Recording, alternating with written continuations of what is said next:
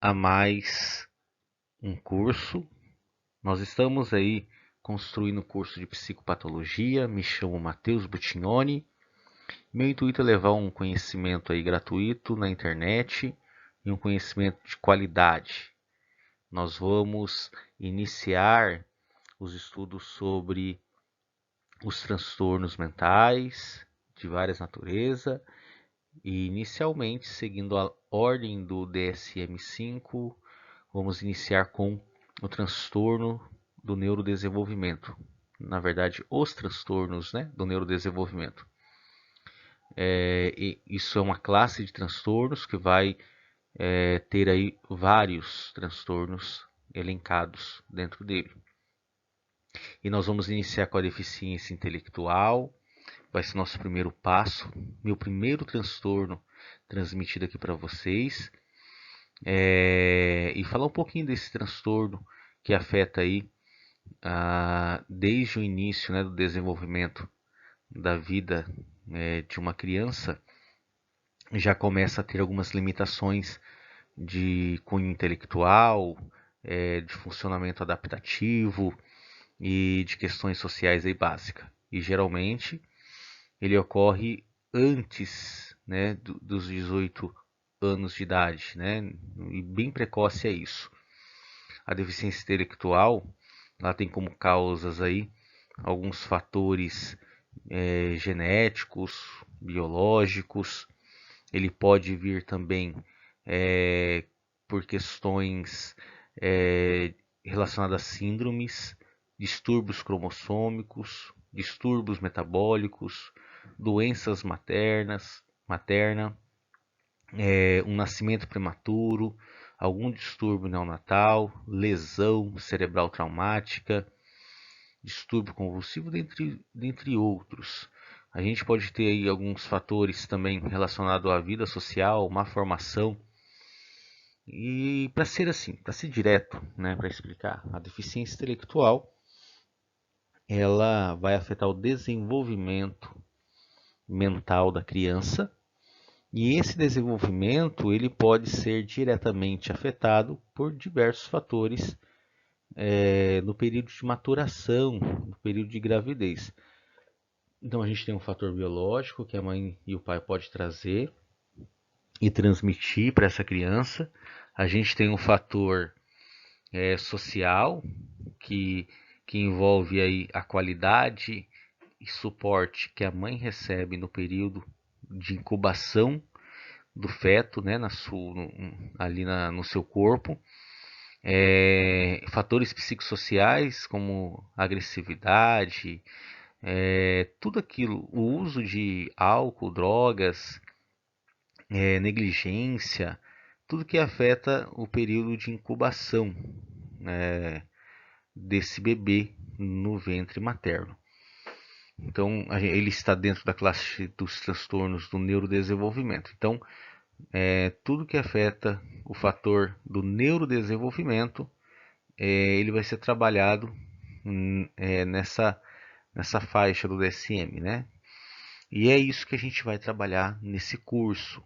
Então, quem não tem o DSM, procure, tem na internet, e para você poder até estudar e se localizar onde nós estamos, do que estamos falando.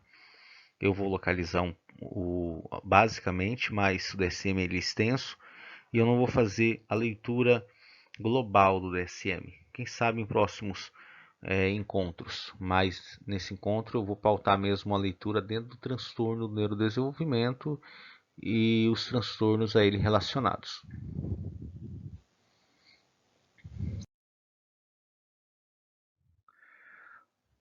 O transtorno do neurodesenvolvimento, então, como caracteriza? Já fiz aí uma introdução no slide passado.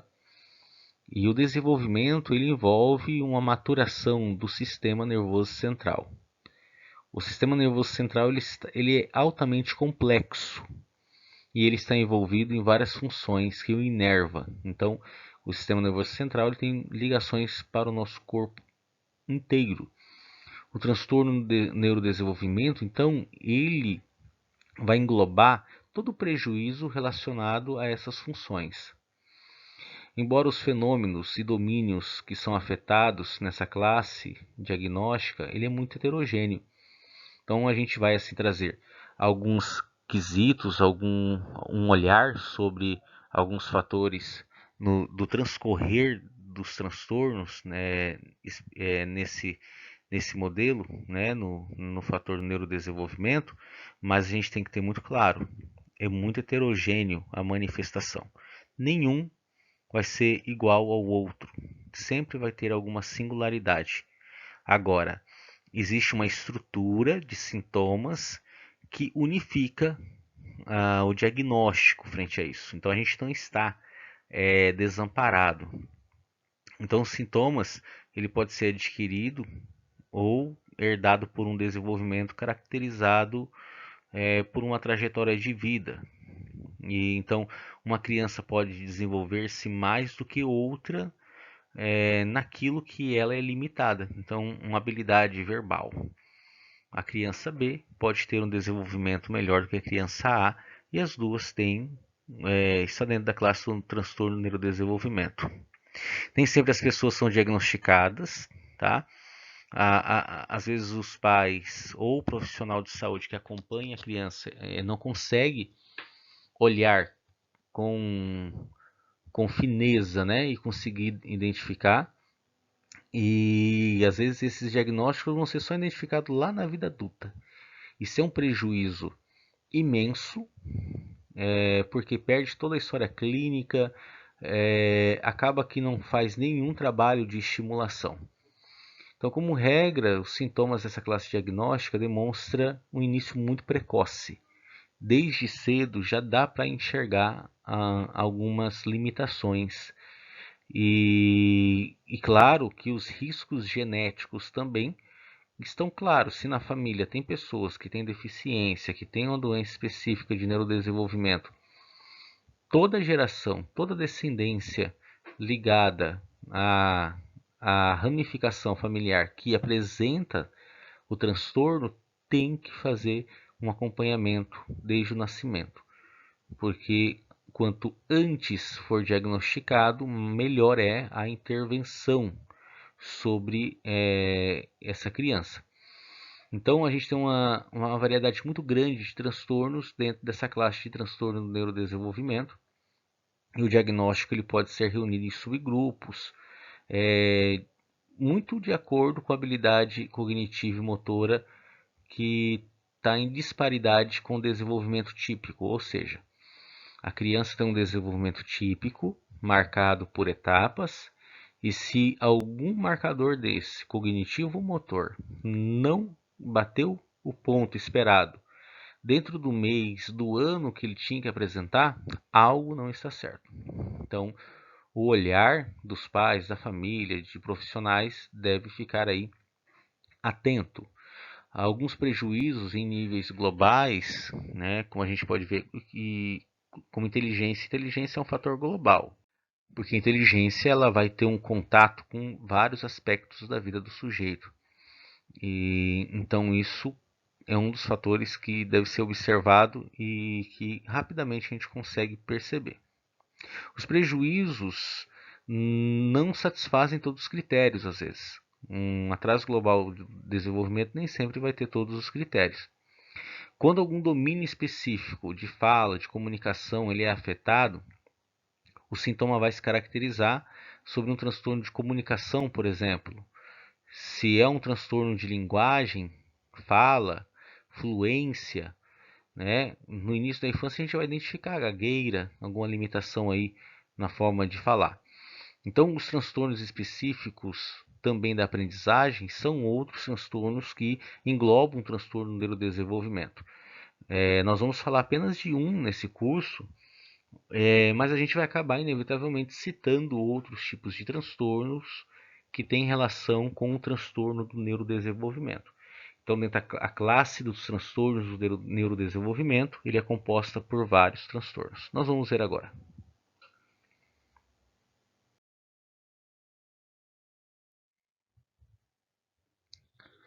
Bom, antes da gente detalhar, achei por bem avaliar a sobreposição de sintomas que advém sobre crianças com deficiência intelectual. Então, alguns transtornos, não só do neurodesenvolvimento, ele tem sobreposição e prejuízo em mais de um domínio. A gente pode usar como exemplo o transtorno de déficit de atenção e hiperatividade, TDAH, no qual é afetado tanto uma função executiva, como inibição motora, enquanto outros podem estar restritos a uma disfunção motora, como é o transtorno de desenvolvimento de coordenação. Então, lá no transtorno de déficit de atenção, ele tem fatores de atenção, concentração e motor. E a gente pode ter um outro transtorno que é só motor. A gente pode ter um transtorno do movimento estereotipado e transtorno de tique motor, vocal persistente, e que manifestam aí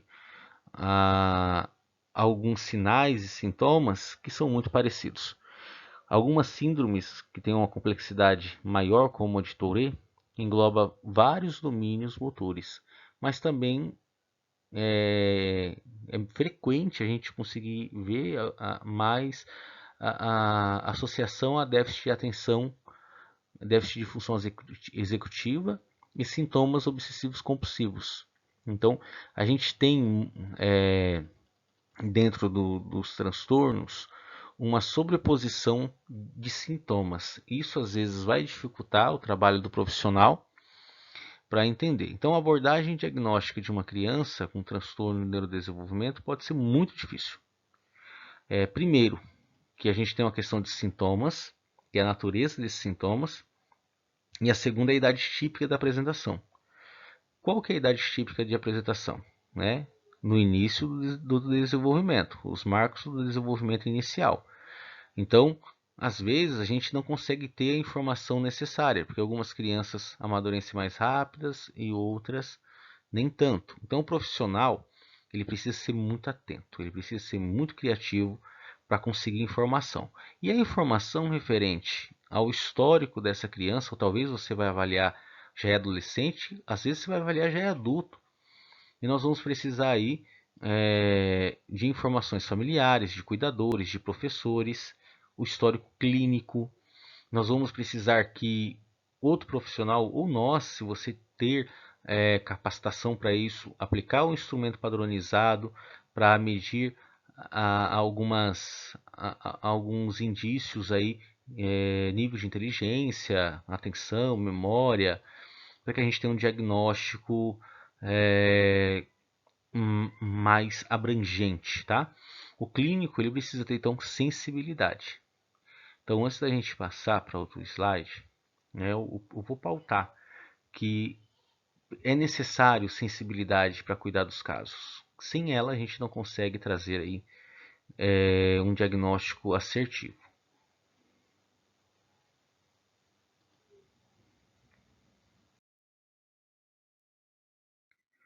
Muito bem, trouxe aqui os transtornos do neurodesenvolvimento. Então, dentro dos transtornos do neurodesenvolvimento, a gente tem as deficiências intelectuais, tá? Lá vai estar a deficiência intelectual. É o que hoje nós veremos, nós vamos despender um tempo só para estudar ela. Depois, em outro encontro, nós vamos falar sobre transtorno de comunicação. Depois nós vamos falar sobre transtorno do espectro autista. Vamos falar do transtorno do déficit de atenção e hiperatividade, transtorno específico de aprendizagem e transtornos motores. Às vezes, quando a gente abre o transtorno, então dentro do transtorno do neurodesenvolvimento, a gente tem um descritor, a gente vai fazer essa análise descritiva. Dentro desse descritor, a gente tem os fatores especificadores. Então, dentro do transtorno específico de aprendizagem, a gente tem o especificador, que é leitura, escrita ou matemática. E dentro do especificador, a gente tem ainda os níveis, que é baixo, médio, alto, profundo, para a gente entender qual é o nível que esse transtorno gera de impacto sobre esse sujeito. Então, transtorno no neurodesenvolvimento. Eu entendo que dentro dessa classe está todos os transtornos que advêm de síndromes, de fatores biológicos, de uma má formação no processo de maturação no ventre, né? Que vem talvez de um problema adquirido ali na infância, um acidente e que afeta, e dentro desses aspectos que impactam, né, a vida do sujeito, que são questões cognitivas, motoras, sociais, nós vamos caracterizar para criar o diagnóstico. A partir do diagnóstico, nós podemos então trabalhar com uma intervenção e uma comunicação interprofissional acessível a todos, porque é uma linguagem só, né? Não interessa se está lá nos Estados Unidos, se está na Europa, se está no Brasil, se é psicólogo, se é médico, se é um neuro. Quando o DSM, o código DSM estiver lá, ele vai saber do que se trata. E a gente tem também o CID, que nós podemos utilizar para especificar o transtorno.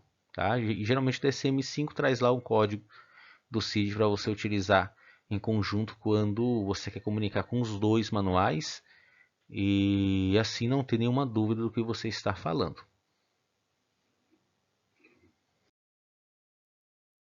Esse é o transtorno no neurodesenvolvimento, vendo aí dentro desse tipo as deficiências intelectuais. Elas podem ser caracterizadas como leve, moderada, grave e profunda. Se ela não caracterizar entre essas, porque vai existir outros especificadores, né? A gente vai trazer o atraso global do desenvolvimento. Geralmente o atraso global, o que muda é a idade. O atraso global ele vem antes dos 5 anos. A gente começa a perceber a deficiência intelectual aí na idade escolar, quando a criança ela vai para a escolinha e a comparação inevitável, o professor vai ter aquele olhar fino sobre ela e vai perceber que ela não tem o mesmo grau de desenvolvimento das outras. Isso vai chamar muita atenção. Ela vai ter uma dificuldade de assimilação, ela vai ter uma dificuldade de autocuidado, de gerenciamento. E isso vai ficar notório e inevitavelmente vai chamar os pais. A deficiência intelectual, o transtorno do desenvolvimento intelectual não especificada, isso é uma característica comum do DSM-5, que é quando o transtorno, a deficiência intelectual, ela tem várias características, mas ela tem fatores diferentes que não se enquadra em nenhum outro quadro e nem aqui, mas os sinais e sintomas têm relação. Ele vai ser algo então não especificada, tá? Então é uma liberdade. O DSM ele cuida de não fechar um diagnóstico muito não, né? Fechado. Alguns detalhes. Lá na aula anterior, na introdução, eu disse bem sobre a questão do diagnóstico, a presença de um diagnóstico diferencial e o diagnóstico prevendo sempre a possibilidade da troca a respeito dos seus especificadores. Por quê? Porque ele vai ter a liberdade com o passar do tempo de perceber alguma diferença, alguma questão ao qual ele anteriormente ele não tinha domínio. Então, dentro das deficiências intelectuais, nós temos aí os níveis para especificadores.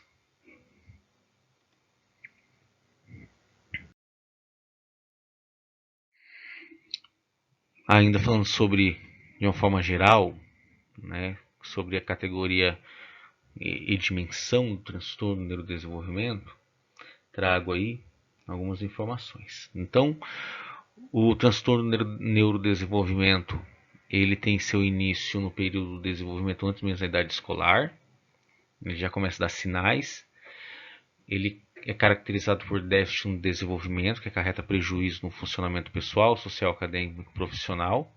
Dentre eles, abro um parênteses aqui para o controle de função executiva, prejuízo global em habilidades sociais ou inteligência ou tá? Ocorrência de mais de um transtorno no neurodesenvolvimento. O que isso significa, né? Dentro do quadro do transtorno do neurodesenvolvimento, nós temos vários transtornos e que eles podem coexistirem nesse sujeito. Então ele pode ter um autismo do espectro autista e apresentar outro tipo, um TDAH, por exemplo, e ele vir combinado.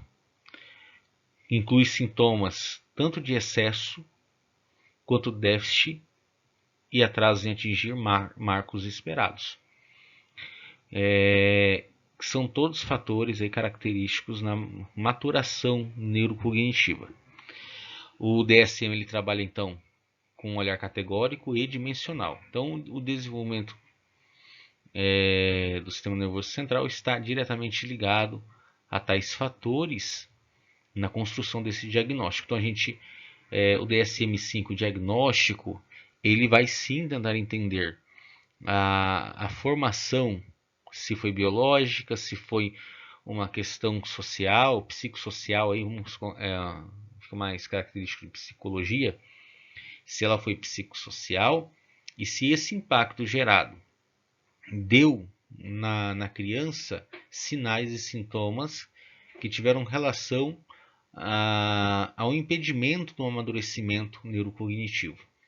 Então, essa criança passou 9 meses lá no ventre da mãe, então ela pode ter um hábito de uso de drogas, bebida alcoólica, uma alimentação talvez falha por uma situação social de alimentação, por exemplo, pode ter um nível grande de estresse, pode ter ali uma agressão, e isso tudo pode gerar impacto no bebê e que a gente vai enxergar isso lá na sua vida acadêmica e com prejuízos drásticos.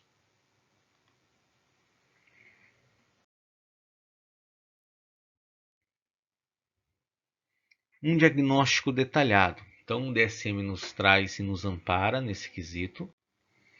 E dentre os materiais de apoio, eu trouxe aí um caso para a gente comentar e para que você possa ter uma visão mais aplicada do que a gente está falando.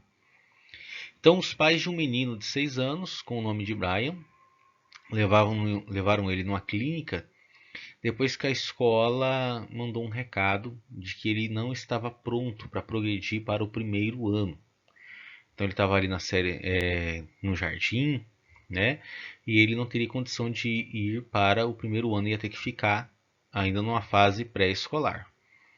O que os boletins indicavam é que ele não aprendeu o alfabeto e que não consegue contar até 20, não consegue fazer o reconhecimento de palavras ao vê-las.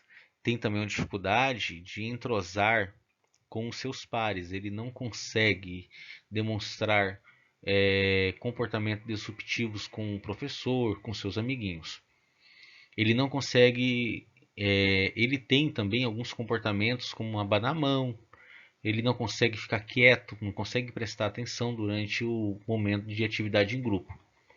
Diante disso, o psicólogo da escola ele fez alguns testes com o Brian, descobriu que ele tem um QI total de 65. Esse QI na escala significa que está abaixo do esperado em várias áreas de realização acadêmica.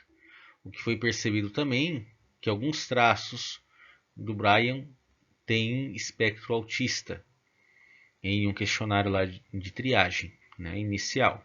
Então a mãe de Brian afirma que foi difícil ela ficar grávida, ela tem uma dificuldade muito grande. A gestação ela ocorreu sem problemas, foi completa. E relata que quando bebê, Brian tinha muita cólica e era muito difícil acalmá-lo, alimentá-lo. E começou a encaminhar, e Brian começou a caminhar e falar mais tarde, com quase 2 anos de idade. Desconsiderou os sinais, ela acreditava que por Brian ser um menino, ele tinha aí uma maturação mais lenta, que é aquilo que a gente ouve, né, no senso comum. Tem dados para isso, né? Quantos meses são? Né? A gente não pode levar isso a deixar solto, né? Seria algo que a gente deveria levar e fazer um exame aí. Então, quando foi feito aí um exame no Brian, percebeu que ele tem orelhas proeminentes, testa elevada, ele tem características de ansiedade, ele não mantém contato visual e a sua enunciação de fala é sofrível, né? Tem uma dificuldade aí de dicção. Sua mãe apresenta um histórico de ansiedade, não tem história na família, de deficiência intelectual, e Brian é um filho único.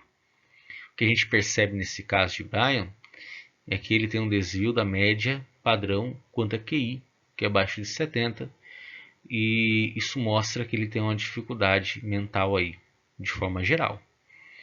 Brian apresenta uma série de sintomas que são compatíveis com a síndrome do X frágil, daí a gente já é síndrome, que é síndrome, né? Abro parênteses, síndrome, ela é uma doença que tem uma relação biológica, ela tem uma explicação. Síndrome de Down. E por que o transtorno tem nome de transtorno? Porque transtorno não tem uma causa tão especificada como a síndrome. E essa síndrome ele é uma doença hereditária e que gera deficiência intelectual. Então, se ele não herdou deficiência intelectual, ele herdou então a síndrome do X frágil que gerou a deficiência intelectual. A gente tem alguns aspectos aí faciais, que é bem característico da doença. A atividade motora é bem estereotipada e isso começou a explicar muito o que ele tinha. E fora, né, essa questão da deficiência intelectual, ele tem sintomas de autismo. A gente não tem evidência clara na história dessa família de prejuízo intelectual. A mãe de Brian tem histórico de ansiedade e a gente não consegue explicar de maneira clara a origem do transtorno. Dessa forma, a gente tem uma síndrome que gera um transtorno, que é a deficiência intelectual dentro do transtorno do neurodesenvolvimento. Nós temos um TDAH, nós temos um autismo. E a intervenção aí deve ser precisa para ter aí um resultado aceitável. Bom, eu falei muito de comportamentos, de diagnóstico detalhado, mas a gente precisa trabalhar agora na descrição do DSM-5 relativo a esse diagnóstico.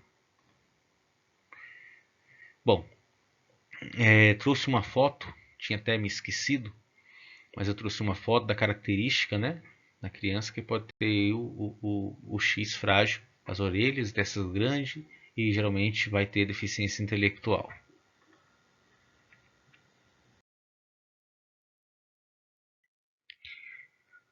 Bom, nós vamos iniciar aqui a deficiência intelectual. Nosso assunto será ela.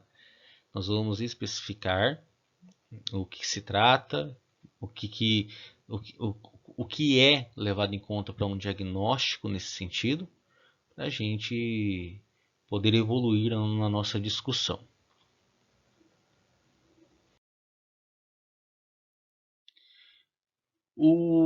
Esse tipo de transtorno, a deficiência intelectual, ele foi anteriormente chamado de retardo mental, no DSM-4.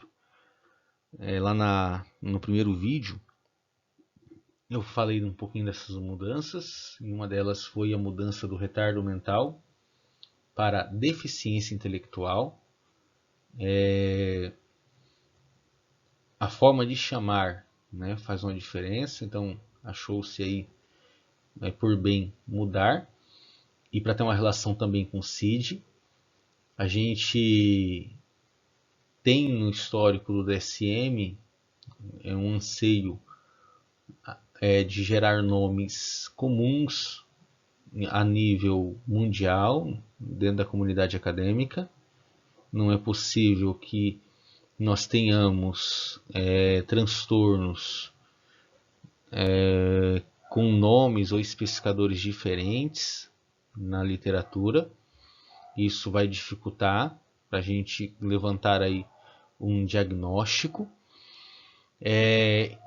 Esse transtorno, né, que é a deficiência intelectual, é caracterizado por uma inteligência abaixo da média, de maneira bem significativa, e o comprometimento no funcionamento adaptativo.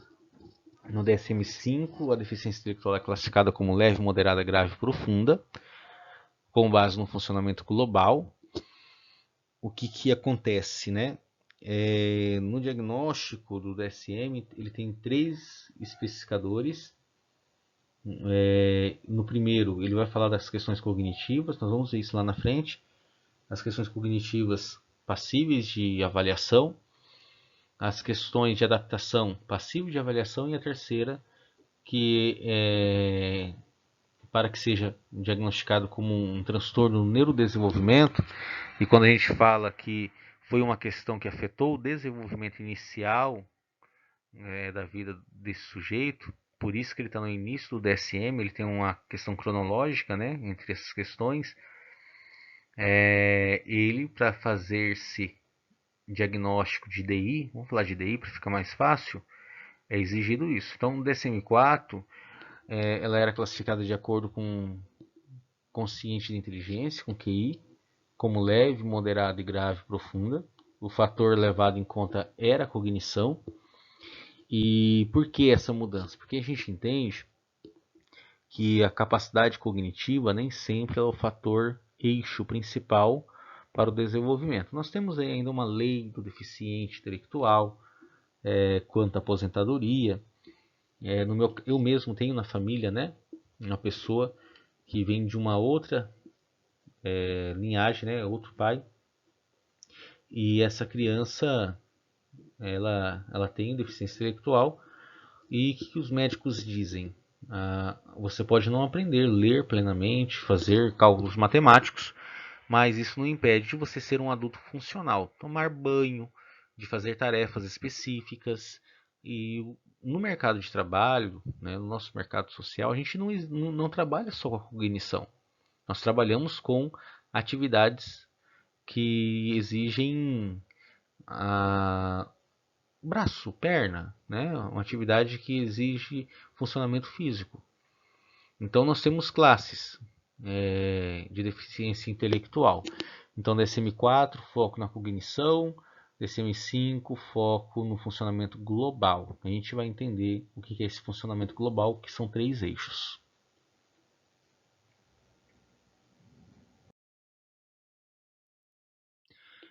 A deficiência intelectual, então, ela pode ser uma consequência de uma lesão adquirida no período de desenvolvimento. Então, quando a criança está crescendo, desde lá que ela é feto, né, ela pode sofrer um trauma que afete. E, por exemplo, né, um traumatismo craniano grave, situação na qual o transtorno neurocognitivo também pode ser diagnosticado. A gente está falando também, citado o transtorno neurocognitivo, ele está localizado lá no final do DSM-5, e ele é um outro tipo de diagnóstico, tá? O CID-11, ele trata com um nome de transtorno do desenvolvimento intelectual. Então, quando a gente está falando de DI, lá é TDI, transtorno do desenvolvimento intelectual, ou seja, alteração no processo do desenvolver do intelecto. Então, ele trata aí com outro nome, mas muito parecido. No manual do DSM-5, esse nome vem junto, para ficar claro que é o mesmo.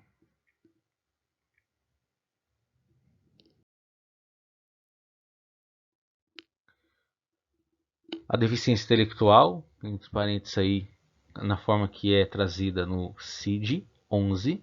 Então, a deficiência intelectual ela é um transtorno com início no período de desenvolvimento, que inclui déficits funcionais, tanto intelectuais quanto adaptativos, nos domínios de domínio conceitual, social e prático. Os 3 critérios a seguir devem ser preenchidos. Então, isso aqui é um texto que está lá no DSM-5. Ele deixa claro que o transtorno, a deficiência intelectual está dentro de uma fase onde a criança está desenvolvendo sinapses, base neurocognitiva, e a seguir a gente vai falar dos critérios que são necessários para que ela seja diagnosticada. Então, lembrando, não se esqueça, nós temos questões que afetam o desenvolvimento neurocognitivo, na fase do desenvolvimento inicial principalmente. Mas depois não pode ter algo que afete? Tem sim, né? Um trauma pode afetar um funcionamento de uma região cerebral, mas aqui o foco é no processo em que está se desenvolvendo. Algo afetou o transtorno neurocognitivo e vai ser elencado. Já desenvolveu, tinha funcionamento normal e depois começou a ter algum problema. Vamos falar um Alzheimer, por exemplo, né? Desenvolveu um Alzheimer, começou a ter um processamento faltoso, né? Então isso já é um outro código, porque é um outro tipo de visão. A gente sabe que essa pessoa tem um histórico social, o impacto é outro. Essa criança, ela não está com dificuldade de lembrar de um aspecto da vida. Ela está com dificuldade de adquirir informação básica. E no caso já de uma criança, de um adulto, né, que já desenvolveu, o impacto é outro, porque esse adulto ele tem uma dificuldade de lembrar datas, locais, pessoas, e isso causa um impacto muito grande aí social. Os 3 critérios, então déficit em capacidade mental genérica, prejuízo na função adaptativa diária na comparação com indivíduos pareados para idade, gênero e aspectos socioculturais. Isso é citado, né? A criança ela não tem um desenvolvimento cognitivo devido ao aspecto sociocultural. Já não vai encaixar no critério de deficiência intelectual. Não é mais. Vai ser um outro fator. Então, se essa criança, na idade escolar, ela não foi estimulada a contento, né, o seu ambiente sociocultural foi muito fraco, foi muito vasto, ela não encaixa. Então, quando você for fazer lá toda a avaliação da criança, do prejuízo que ela tem, você vai ter que levar em conta isso. Né? Mas ela tem um prejuízo adaptativo, tem a cognição. A cognição não está dentro do esperado também, mas o aspecto sociocultural que explica isso. A gente vai ter que voltar. Por quê?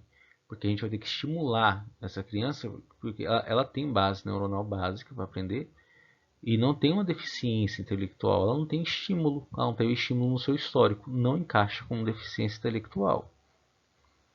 Ok? Então isso deve ficar muito claro, né, para quem.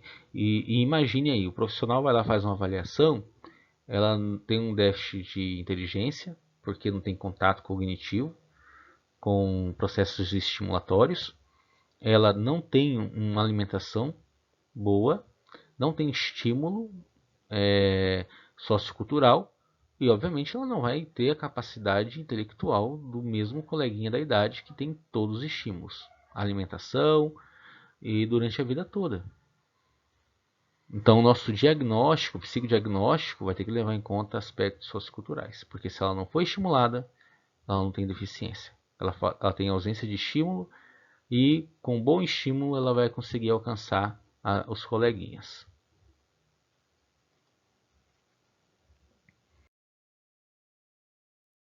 O critério diagnóstico que nós vamos falar neste momento é o critério ABC. Eu vou falar sobre cada um. Então, vou fazer a leitura do A, vou explicar o A, vou fazer a leitura do B, explicar o B e assim sucessivamente.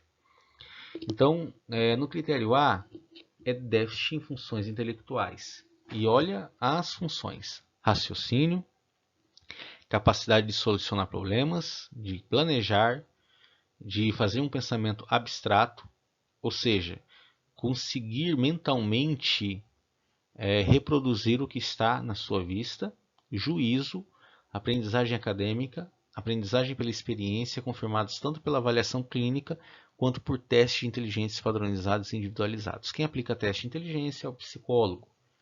Então nós vemos aí a nossa importância e também necessidade de conhecimento específico sobre essa temática.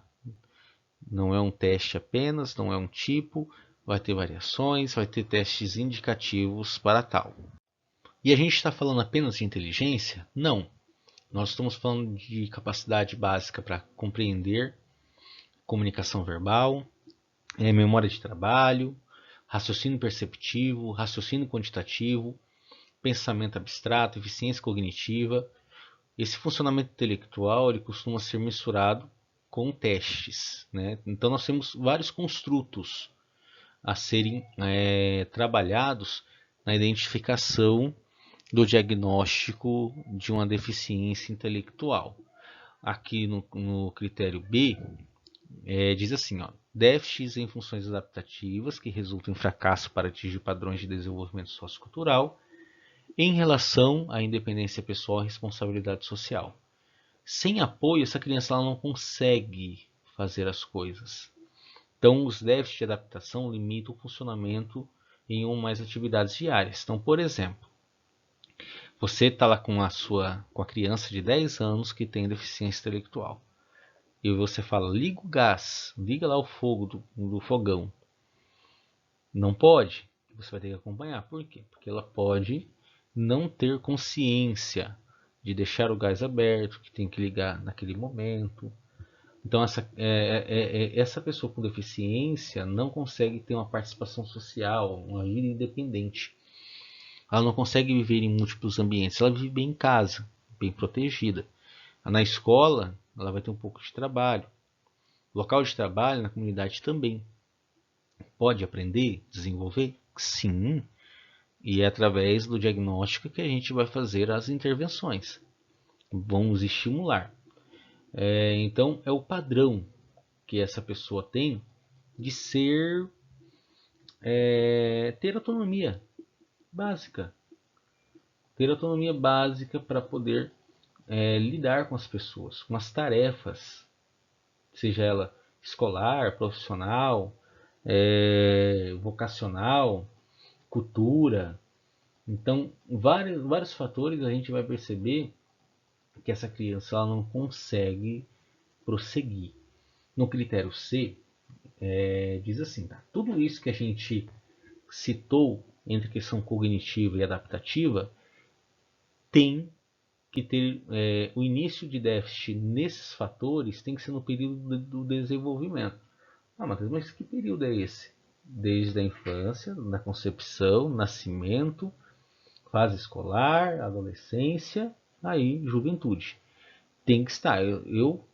Mas eu posso fazer um diagnóstico posterior? Pode, né? Mas para ser deficiência intelectual, os déficits têm que existir. Ah, tá, mas os déficits existiram desde criança, mas essa pessoa tem 25 anos, 27 anos, já parou aí de amadurecer, agora está desenvolvendo o que ela possui. Bom, pode ter deficiência intelectual? Pode. Aqui não está dizendo que o diagnóstico só pode ser feito nas fases de desenvolvimento. Está dizendo que o diagnóstico pode ser feito com base em que os déficits intelectuais aconteceram em fases do desenvolvimento.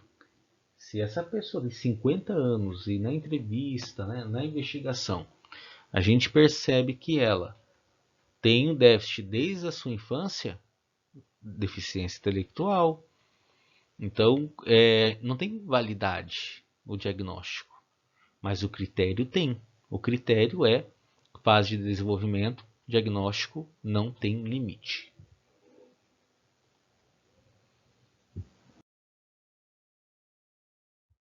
Dentro do critério A, que são as funções intelectuais, eu trouxe aqui a lista dos fatores, então os componentes que são críticos, né? Então aqui a gente tem raciocínio, solução de problema, planejamento, tudo que eu já citei lá atrás, mas deixei aqui de forma visual, até para ficar bem claro. Uma boa avaliação, ela vai levar em conta todos esses critérios dentro do critério A. Então a gente vai usar cada um. E a nossa conclusão a respeito da avaliação vai levar em conta tudo isso. Vale citar que existem transtornos que apresentam limitação nos mesmos aspectos e nem por isso é deficiência intelectual. Por exemplo, aí, a gente vai ver isso lá no diagnóstico diferencial. Não vou gastar esse tempo aqui, porque eu já vou falar isso lá na frente e vou deixar claro esses fatores. Então, o que é indicado? Que sejam utilizados testes psicométricos validados dentro do prazo de estudo aceitável. Então, assim, o teste tem que estar válido.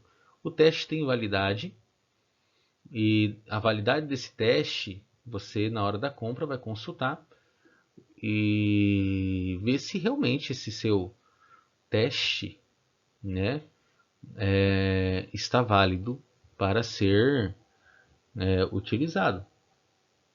Então, fica, né, a indicação. Você, né, se for pelo menos um neuropsicólogo, psicólogo, né, vai cuidar de aplicar testes válidos e, se você não tem domínio, contratar profissional que é capacitado para trabalhar com a aplicação de um teste tão complexo. Nós temos uma bateria muito grande de testes e eles devem ser elevados. Eu sei, né, a última vez que foi aplicado um teste por um familiar meu, relata aí um custo de R$ 2.500. A gente pode achar isso mais em conta, porque é uma bateria muito extensa. Então, às vezes, o profissional vai ter que demandar um bom tempo, né? Às vezes um mês aí aplicando teste e fazendo toda a avaliação para avaliar o critério A. Então, ele vai fornecer para o responsável clínico que está fazendo a avaliação os resultados. E dentro dos resultados, ele ter uma conclusão coerente com a demanda, tá?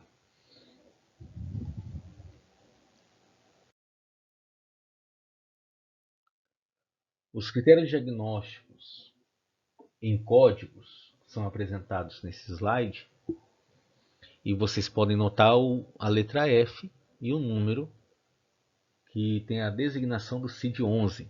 Então, quando você coloca CID-11 F88, você está dizendo que é um atraso global. Quando você coloca o CID F72, está dizendo que tem uma deficiência intelectual grave. E assim por diante. Esse código é fiel à cópia do DSM-5. Está aqui presente para todos.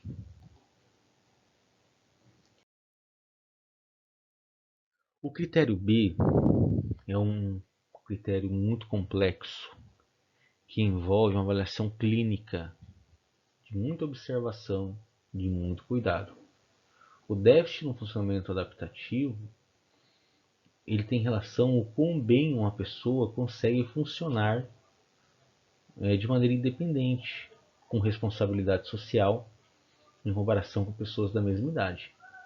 Esse funcionamento adaptativo ele vai envolver raciocínio em domínios conceituais, sociais e práticos. E o domínio conceitual acadêmico está relacionado à competência em termos de memória de linguagem, leitura, escrita, raciocínio matemático, aquisição de conhecimento prático. Vale citar que esses construtos são diferentes dos construtos cognitivos. Aqui está em execução. Aqui é a capacidade de execução da inteligência. Aqui é raciocínio matemático, solução de problema, situações novas, né? O domínio social está a percepção de pensamento, sentimento, experiência de outras pessoas, empatia, amizade, julgamento social, cultural. O domínio prático, ele vai falar de aprendizagem de autogestão em cenários da vida, como cuidado pessoal, responsabilidade profissional. Algumas pessoas assim, a pessoa só é maluca quando rasga dinheiro. E o deficiente intelectual ele pode não ter noção de dinheiro, de quantidade. Então, o déficit em função adaptativa resulta em um fracasso em atingir padrões de desenvolvimento sociocultural no que refere-se à independência pessoal e responsabilidade. Sem apoio, sem um familiar, sem alguém com capacidade, essa pessoa não consegue cuidar de si, não funciona. Então esse é um marcador muito importante no que refere-se a esse transtorno.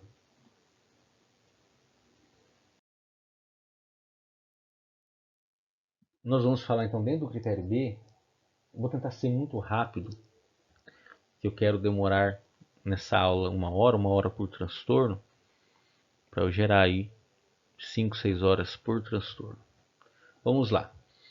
Domínio conceitual, e aí vem trazer que em crianças pré-escolares pode não haver diferença conceitual óbvias, porque ela está começando ainda, né? Em crianças em idade escolar e adulto, a dificuldade em aprender questões acadêmicas, como leitura, escrita e matemática, tempo e dinheiro é uma dificuldade muito alta. Pensamento abstrato, função executiva como planejar, estabelecer estratégia, fixar prioridades, prazo, memória, não possui. E eu estou falando de uma questão leve aqui. Então o domínio conceitual fica afetado.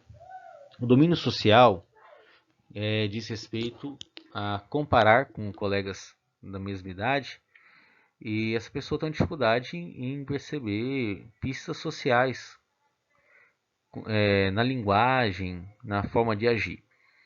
Vai ter uma dificuldade de regulação de emoção, comportamento adequado, não consegue entender os riscos em situações sociais, julgamento social imaturo.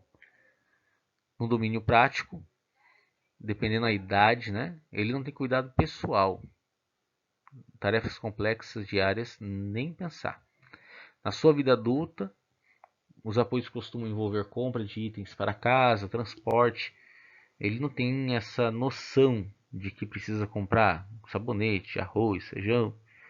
As habilidades recreativas são semelhantes à de companheiros de faixa etária, embora o juízo relativo ao bem-estar, a organização da recreação precisa de apoio. Vai conseguir brincar, vai conseguir ali socializar mais. Dificuldade para julgamento.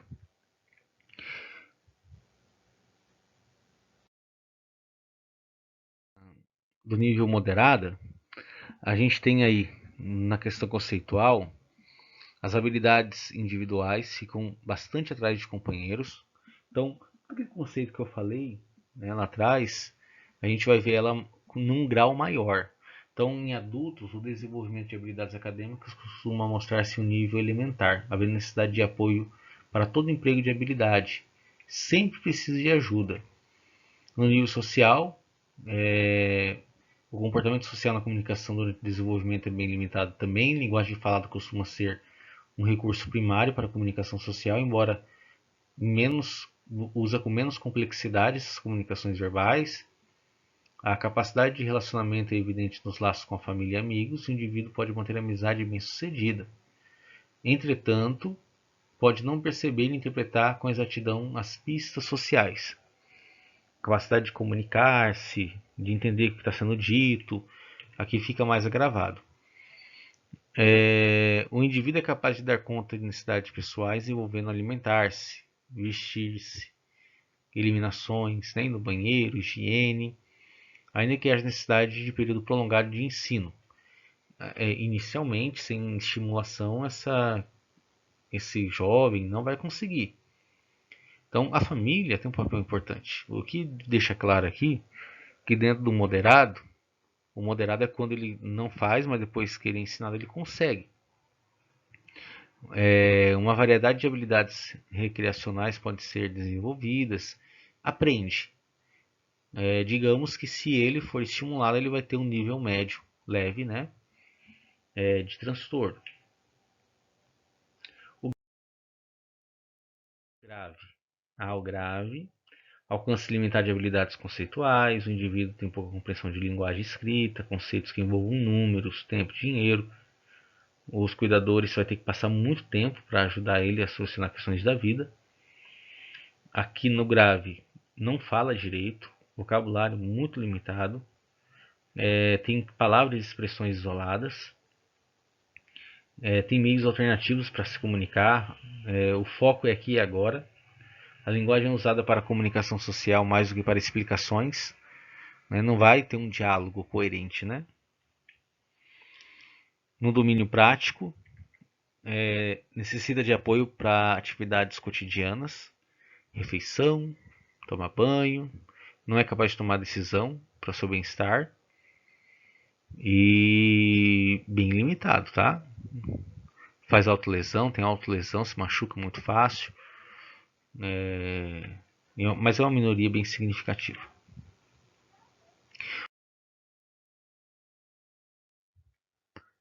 Dentro do diagnóstico profundo, nós temos aí tudo que a gente vem vendo, mas num nível muito mais pesado.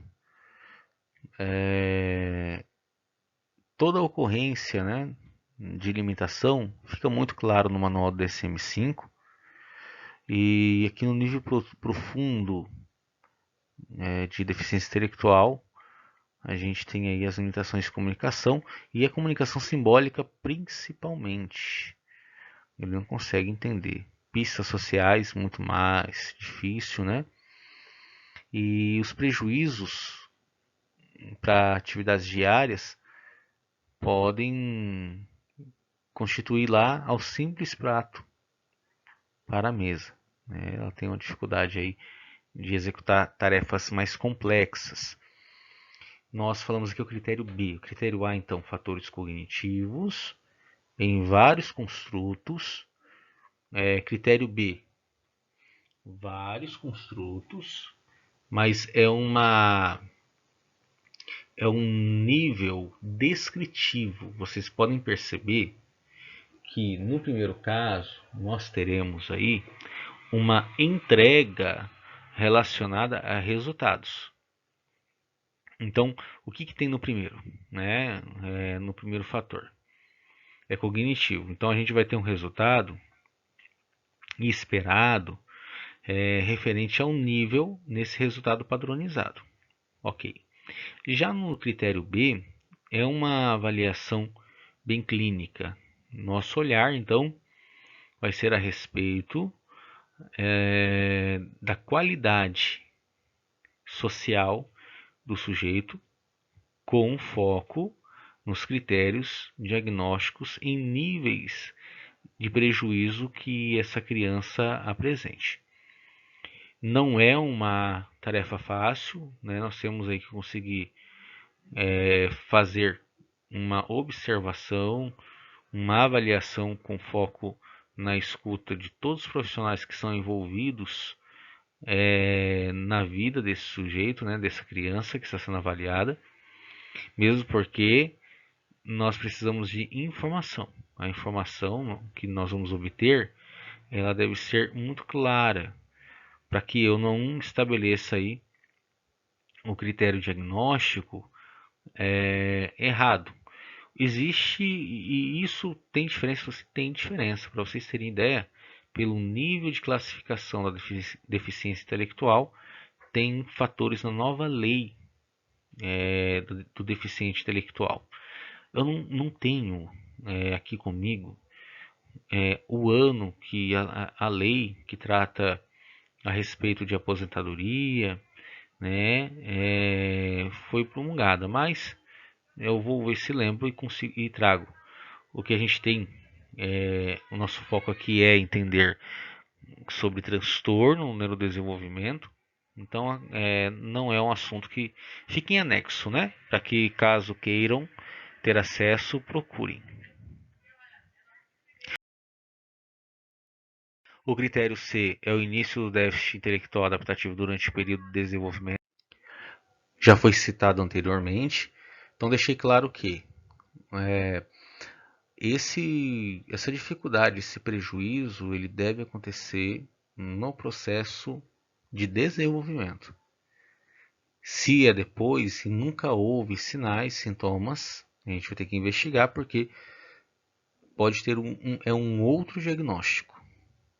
Ah, mas, Matheus, a intervenção pode ser a mesma? Pode, porque às vezes pode ter uma perda de memória né, devido a uma situação atípica e adquirida.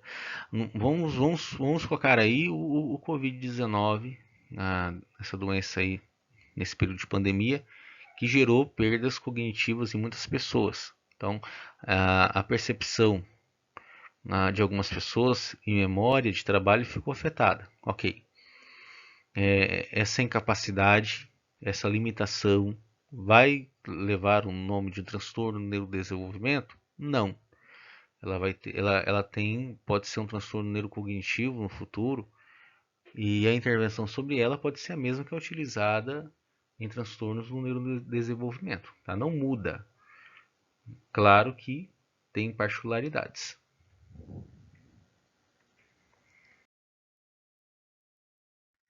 O que nós temos que fazer para deixar um diagnóstico bem claro? Bom, estabelecer um nível de capacidade cognitivas gerais ao avaliar a pontuação do paciente em teste padronizado, considerar se há fatores atenuantes relativos ao desempenho do paciente em teste de inteligência, ou seja, se o teste de inteligência dele deu um resultado bom porque está com a escala vencida, pode acontecer.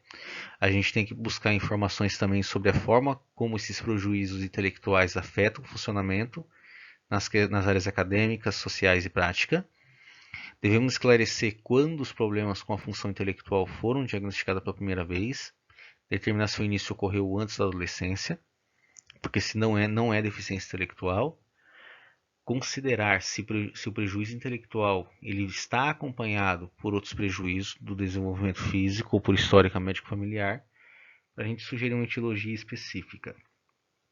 A gente precisa, então, ter um olhar no nível da capacidade cognitiva geral, avaliar a pontuação desse sujeito em instrumentos padronizados, entender quando foi que surgiu, né, esse transtorno. Tanto os déficits nas funções intelectuais quanto prejuízos no funcionamento adaptativo são exigidos para o diagnóstico. Então, o transtorno, né, do desenvolvimento intelectual, ele não vai ser reconhecido. Então, se a gente não ter aí resultados que se encaixem nos critérios ABC concomitante ao mesmo tempo. Anulou um, não existe mais o diagnóstico. Vamos ter que dar outro diagnóstico. O que há de diagnóstico diferencial? Então, o diagnóstico da deficiência intelectual, ele tem que atender os critérios ABC.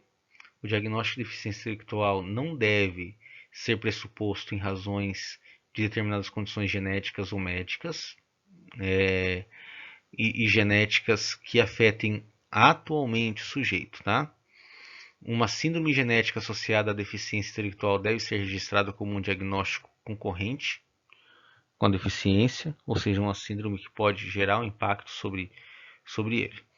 O que pode ser como diagnóstico diferencial aí? Nós temos transtornos neurocognitivos maiores e leves, que é diferente de transtornos relacionados a transtorno do neurodesenvolvimento. Ele pode ser um fator, então houve uma deficiência referente ao neurodesenvolvimento, e ele é diferente do transtorno neurocognitivo, porque no neurocognitivo é caracterizado por uma perda no funcionamento cognitivo. O transtorno maior pode ocorrer concomitante com deficiência intelectual também. Então, síndrome de Down desenvolve doença de Alzheimer ou deficiência específica. Então, a gente tem aí transtorno de comunicação e transtorno específico da aprendizagem. O transtorno específico da aprendizagem está dentro dos transtornos do neurodesenvolvimento, e transtorno de espectro autista.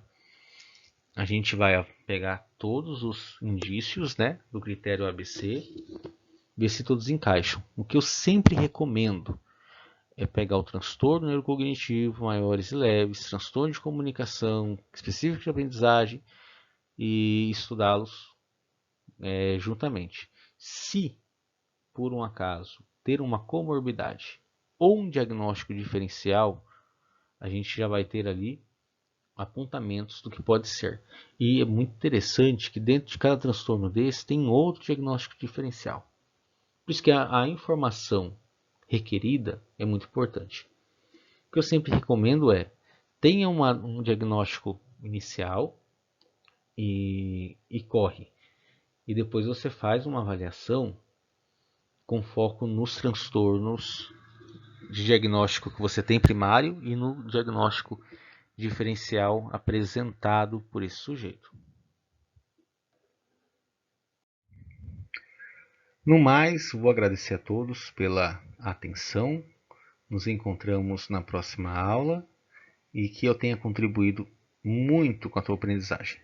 O que eu quero deixar agora no encerramento é: você tem a possibilidade de ter o certificado desse curso. Nós estamos aí com 1 hora aula sobre esse tema e eu posso montar os certificados com base nos cursos que você assistiu. Então, você vai pagar uma taxa, né, para poder ter uma mentoria de avaliação e também tira dúvida e também o certificado. Então, espero aí, caso você tenha interesse, pode entrar em contato pelo meu e-mail. Grande abraço.